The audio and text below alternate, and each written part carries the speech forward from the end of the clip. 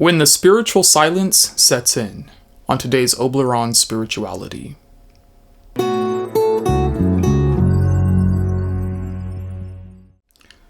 Greetings everyone, I am Oblyron, Lord of the Underworld and Magister of the Cube. Thank you for joining me on today's episode where we are going to talk about how when our spiritual experience goes silent and what to expect and where to go from here on out. Now, if you resonate with today's message, then feel free to let us all know by leaving a like, subscribe, or perhaps a comment letting us know exactly how you've resonated with this message. So when we go on our spiritual journey, when we begin it, it's like the world opens up. Things look so much more vivid. We hear things that we haven't heard before. We see things that we haven't seen before. We think things that we've never thought before. It's like all of our neurosynapses are firing off, and where we pretty much become high from our own spiritual experience.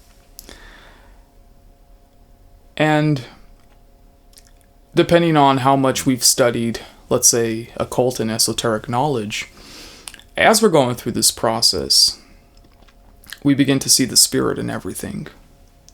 The crystals talk to us, the earth talks to us, the plants talk to us. We begin to see the energetic implications of how all of these things affect our lives. We begin to feel the spirits of animals. And all of these things are firing off. We begin to become more connected to the spirit world. We begin to become more connected to the power of the archetypes. We reconnect with the gods and goddesses. We connect with all these ancient archetypal powers. We connect to cosmic law. We begin to see things that we can't even describe. We can just feel and we can just experience it. And then finally, we reconnect back to God. We connect back to the Most High. And within going outward on that journey, we begin to also reconnect inwards. And so the beginning of our spiritual journeys, it's quite refreshing. It's a wonderful experience. This is why so many of us, we kind of get addicted to that. We want that feeling to keep coming. We want that feeling of feeling like life is so fresh and so new every day that we wake up. But then as time goes on, we realize that a lot of those energies, a lot of those feelings, a lot of those thoughts, ideas, a lot of those experiences, they kind of teeter off. They kind of begin to disappear. They fade into the background. And sometimes, depending on how much free time we have, we may go buy more spiritual trinkets to kind of remind us of that feeling. We may buy more books. We may try and fill it with more knowledge. We may try and look for something that replenishes that spiritual high that we used to feel. But things don't quite replenish and satiate us as much as they used to. And so we begin to feel like, maybe we're losing faith. Maybe we're not doing something right. Maybe we're not as spiritual as we thought. And the point of today's video is really just to say that all of that is a part of the process.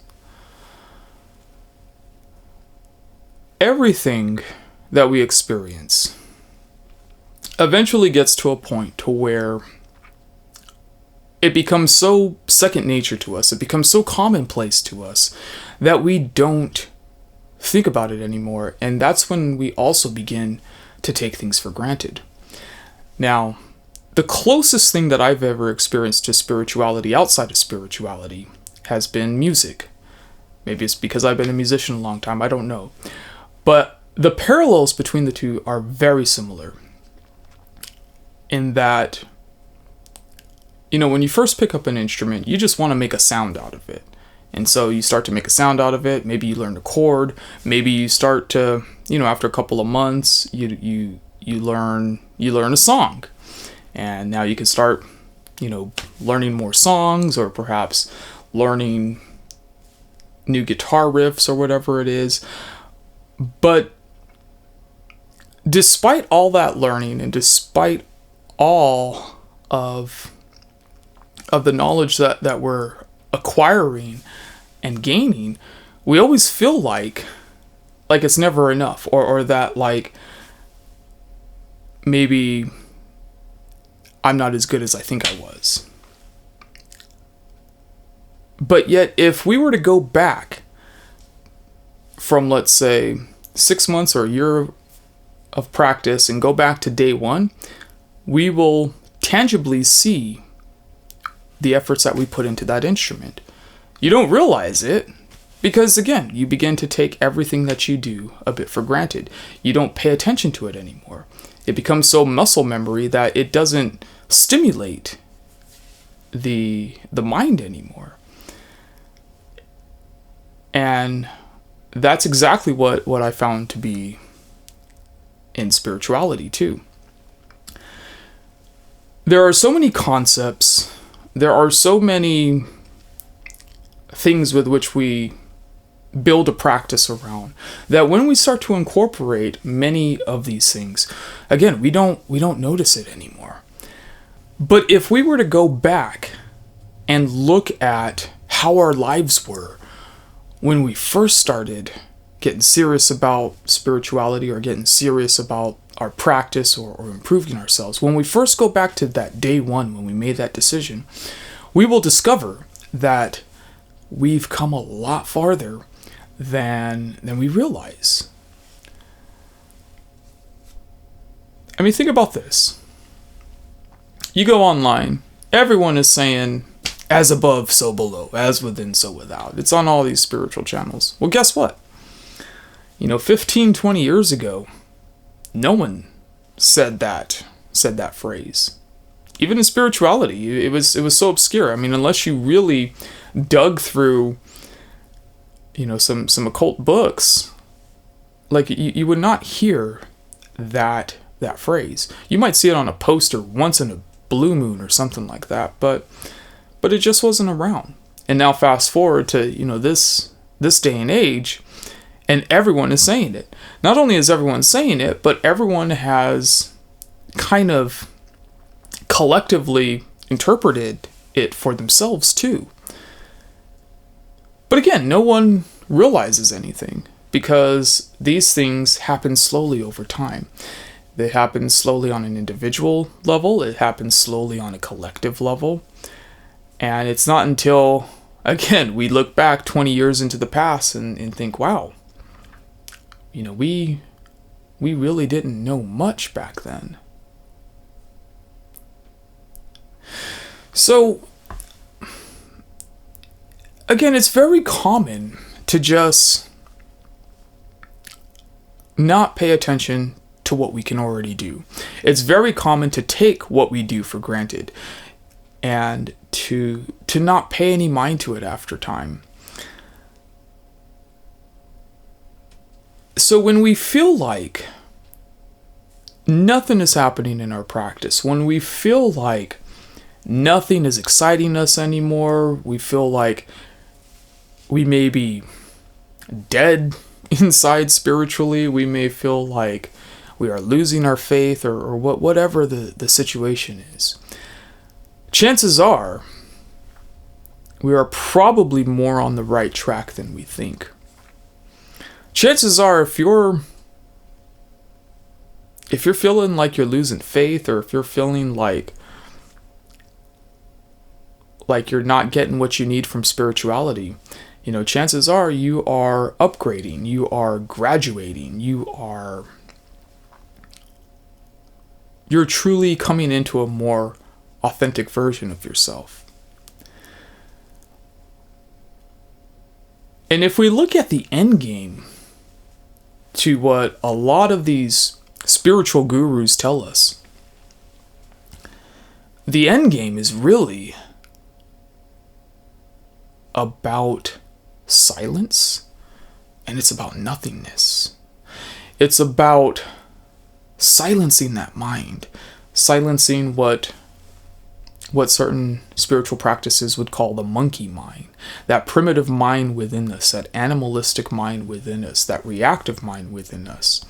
And it's about really understanding that it exists, understanding that it's the animalistic part of our nature, but also being able to just move on from that. Not having that fear, doubt, and disbelief, those programs constantly run in the back of our minds. That's one thing, silencing the mind. The second, again, is the nothingness. It is a complete ego dissolution. And that's really the main reason why many of us don't really come into our full spiritual natures and beings, is because that ego dissolution is one of the most frightening things that there is to come across. And I get it, because I was there at one point too. When I was married and I had my business, I had a lot to lose. And I constantly feared losing that on some respect, or knowing that, whatever I built could easily be taken away or can go away. And what ended up happening is all of my worst fears came true. Had to close a business, ended up getting divorced. Again, a complete ego dissolution. But in that ego dissolution, I learned so many more things about myself. I learned so many things which had been hidden from me because I was in a state of fear. And until we've experienced some type of loss like that, that fear of loss always controls us in a certain way. But once we go through it, guess what? Life gets better, because it allows us to reconnect with who we truly are. It allows us, again, to be a more authentic and individuated version of ourselves. Now, again, I'm not saying that you have to close a business or get divorced or anything like that to become spiritually enlightened or to figure something out. You don't need to do that. But it's just understanding the fear of loss.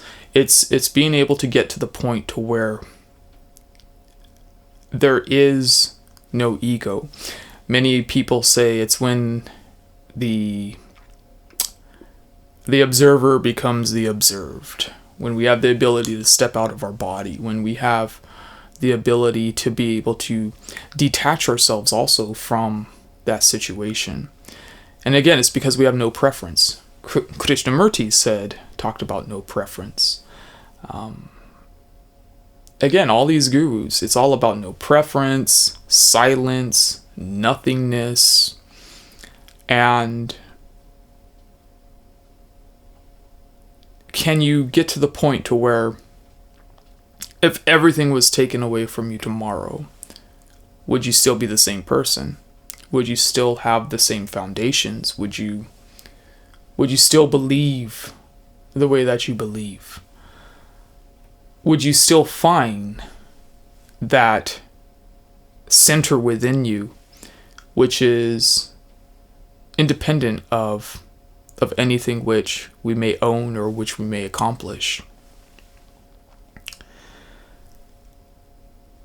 And when we do get to that point, it's interesting because life